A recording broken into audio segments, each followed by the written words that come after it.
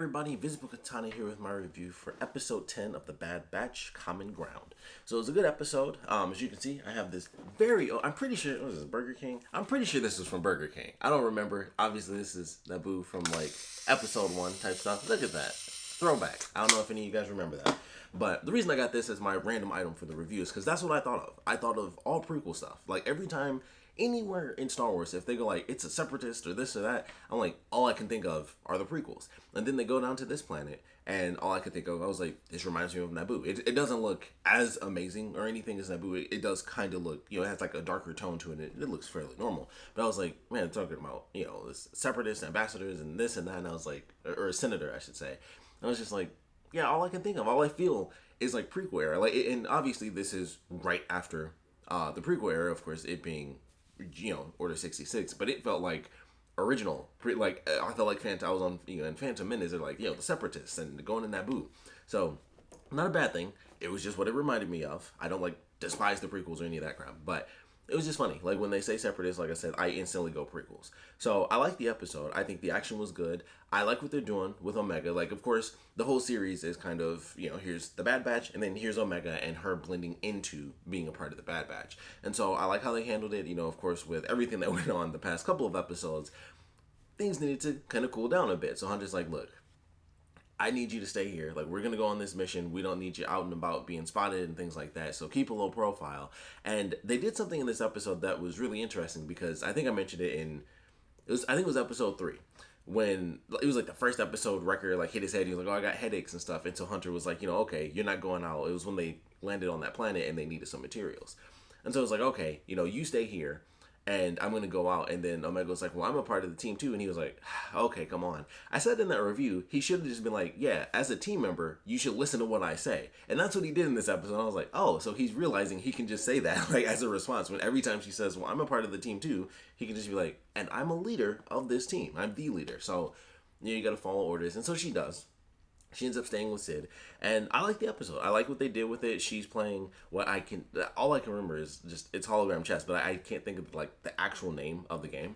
But I like how they handled that, and so her element within the team of everyone having like their own very unique set of skills, hers from now on is going to be strategy. She will be, it kind of fits perfectly because of course Hunter and Omega are like the two main characters of the series, and it's their interactions that are kind of the main focus. So it fits perfectly that Hunter being the leader who makes plans on the fly where it's like, okay, this is how we're going to do it. And, he makes the calls out. She's the one who can strategize. Like, she's playing chess and he's basically like in the Call of Duty lobby just like screaming stuff. And that's, those compliments can go together. So I was like, okay, I like how that, kind of plays out. Like she is going to have her new ability, so to speak, would be to complement Hunter as the leader of the team. So I really like that idea, and I'm actually very excited to see them really utilize that going forward. I would assume she beat him in the game at the end of the episode where he's like, if you beat me here, then, there's no more, sitting out missions. Like, you're officially, on the team. So I like how they ended the episode for sure with that element of that being her new kind of position within the team. Everybody has kind of their certain things where you have, oddly enough, I think Tech and Echo fit into the same category, but you have like brute strength, you have kind of the tech side of things. Although Echo, I think, has also like more of an internal element. Like I feel like he's the guy that they could go to for like extra insight on some of the stuff that's happened, especially considering his position from Clone Wars, some of the things he's dealt with. And of course Hunter is obviously just the leader. We had a sniper, but obviously things have changed there, and so now we have our strategist. So I like the way that they've handled that, and I'm excited to see them really utilize that for Omega's character going forward. But I thought it was cool. I liked her side of it because I thought it was pretty funny, and she was being the kid who's like moping around, just like kind of brushing off the counter. And the same two guys who were just in every episode, I thought it was super funny. It's just like, hey, you're bringing down the mood. And I would have loved it if Omega just looked and it was like, it's only the same two people here that are here every episode. So I kind of wish she just turned and looked at it, because it seemed like there was no one else there, and it was just the same two guys who were always arguing, who just constantly bet against each other, like the two guys, the buddies. So they have their conversation, and Omega kind of gets insulted. And I kind of like how when she left, or like she goes to kind of sit in the other side of the room, the two guys just look up from the game like, I just thought that was really funny. It seemed like every time somebody did something to Omega, they kind of got a mean look, because Hunter did it, when she had to stay behind, and saying that she kind of needed to lay low. I think it was Wrecker who kind of gave him attitude a little bit, and especially at the end of the episode too. Like he gave him a little shoulder check, like whatever. So I thought it was kind of funny. Like every time that somebody kind of said something to her, she would kind of go off and be sad, and then other people just like, not cool, dude, not cool. So I just thought that was a funny thing they did. But the actual Bad Batch side of the episode, really entertaining. They had their constant thing with, the whole separatist stuff where it's like, how do we know this isn't a trap? And once again, that's the Echo thing. Like Wrecker kind of got into it once it ended up being a droid and was like, I don't like this. But Echo was there from the very beginning. Like they even referenced, like the first time we actually hear him say it, Tech is like, yeah, you've mentioned you don't want to work for a separatist several times. And so like, that's just like his thing where it's like, I'm not really happy about this based on some of my my experiences. So I like that element. It was very simple in this. It was just like he didn't really trust them. He was, especially once it ended up being a droid, he was extra worried about that, and that kind of just continued until eventually it was just like, okay, this dude actually seems like he cares about his people. We can help him out, and we can trust the droid. We can trust him, and we'll kind of save them. But the action was good. I like how they handled that. They go through and they commandeer a vehicle super fast, by the way, and then it got destroyed super quick, or at least damaged. Because I wasn't expecting the guy, like when they have like the second tanker kind of coming up behind him, he just shot in the arc and just landed right on him, and I was like, I didn't think that was gonna happen. I thought it was gonna be like they're gonna get surrounded and then attacked and stuff. It was like, no, he just shot up in the air and it arced like straight down, and I was like, oh, I didn't think their technology was like, it makes no sense to say that, but based on everything they show in Star Wars, I don't think I've ever seen them actually use anything that was like you would have to like map out something. Like he shot over a building around a corner, and I'm like, you would basically have to know exactly where they are to hit a shot like that. And I was like, they've never shown that, not that I can recall at least, in Star Wars where they do like a radar. Like you'd literally have to map everything. Like it would have to be like a 3D projection map of exactly where they are. And I guess they could have just tracked where they were if all the ships are kind of linked. But I was just like, I wasn't expecting him to do that and just take them down in one hit by just like arching it over a building. So I was surprised by that, and it was really intense. Like they're going around, they're stunning everybody for one. I thought that was an interesting choice, which probably just comes from they don't want to kill off their fellow clones.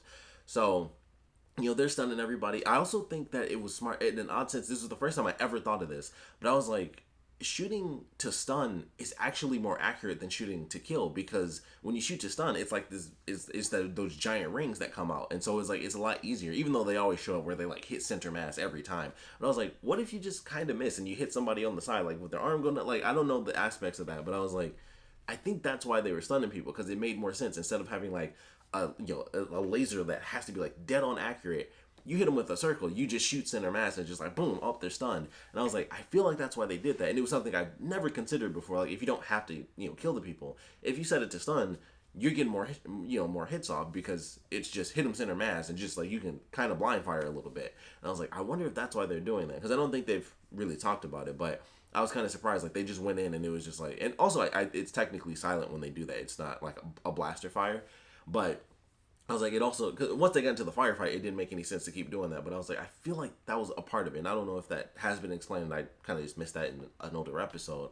But I was like, that makes a lot of sense to just shoot center mass and just keep it to stun. And then it's like, it's a lot easier to hit your target that way. So that could be it. It could be a random thing and it just hasn't been explained. But I was like, that might be why they did that, because it makes more sense. But I like the firefight. It was interesting. I wasn't expecting them to get captured or anything, except for like the one part, when the senator had to like throw the base and stuff. But that was like the only spot I was like, okay, if they get captured, then we have to go into like a part 2, or they could have just escaped at the end. But they end up escaping that little moment. They get back in the thing, they blow a hole in the wall, they escape through the tunnels, and then they they get out. I thought they were actually going to get captured again, and it was going to be tough. But once they got to the sewers, it was like, oh, everything's fine. They they took off and they were out.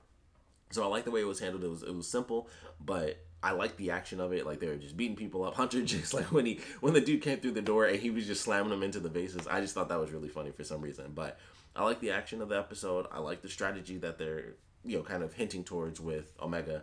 And I'm excited to see what they do with that. And plus, she's so good that she goes through everybody super fast. The dude at the end, I don't know if anybody else had the same thought. And I was like, I wonder if they did this on purpose just to make people think of it. But I was like, this guy's blue, and all I think of is Thrawn. Like, I wonder what it would be like if she actually went up against Grand Admiral Thrawn. Like, would she have beat him in that game? And I don't know if they did that on purpose or it was just random and it just happened to be a blue guy. But I was like, the first thing that came to mind, I was like, I think he's the same species as Thrawn. And I wonder if she'd be able to beat him. It was literally the first thing that came to mind because they just showed a blue character, and I was just like, huh. But she pays off their debts, and that was really cool. So now the dynamic has really shifted because that was like the whole thing where it felt like they were kind of trapped. So now they're not trapped. She did that, she completed it, and she added kind of her element to the team. And so now anything can really happen. They can just choose whatever they want. And I think considering the fact that them saving the senator was literally them bringing the senator back, I think that's going to lead to some new stuff. I don't know if we should expect to see Rex again, but I feel like that's going to kind of lead into maybe like the next couple of episodes. I feel like that's an easy way to do it. It could be, anything for the next one, but I was like, the fact that they brought him back and he wants to kind of escape and stuff like that, I feel like they could easily transition that right back into like, hey Rex, we have this guy who basically, fought against the Empire. He might have some good intel, so they can easily bring Rex like right back into the next episode if they wanted to, but ultimately, we'll just have to wait and see. But I would love to know your thoughts on this episode, so please put them down in the comment section below. Let me know your favorite parts about it, your least favorite parts about it. And of course, with Omega having, kind of the strategy element going into the rest of the series, I would love to know your thoughts on that. Like, what are they going to do to really utilize her character? Like, she's already proven to be a bit proficient, at least, with her arm bow and stuff.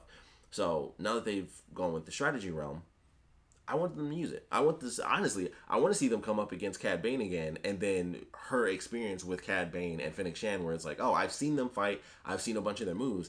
I would love to see that. I would love to see her be like, okay, I remember this, this, and this. And then she tells that to the team, and it's like, this is how we can kind of work around it. Wrecker can do this, Hunter can do that, Tech can sabotage this thing, because of course the droid. So I would love to see that. I would love to see them come up against older enemies, and then Omega's like, all right, I know how to do this now.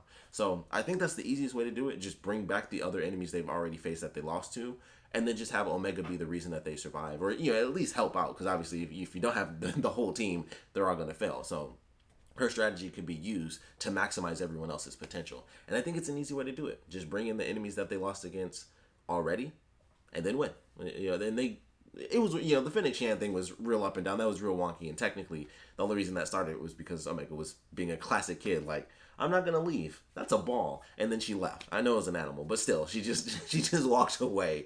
And it's just like, it's the dangers of children. It's crazy sometimes. But really enjoyed this episode. Like I said, I'm looking forward to what they're gonna do next with the strategy stuff. We'd love to know what you guys think about it. Episode as a whole, what they're gonna do with Omega, enemies coming back, how they might use their strategy, in battle and in general within this story. So please put your comments down in the comment section below. And of course, thanks for watching.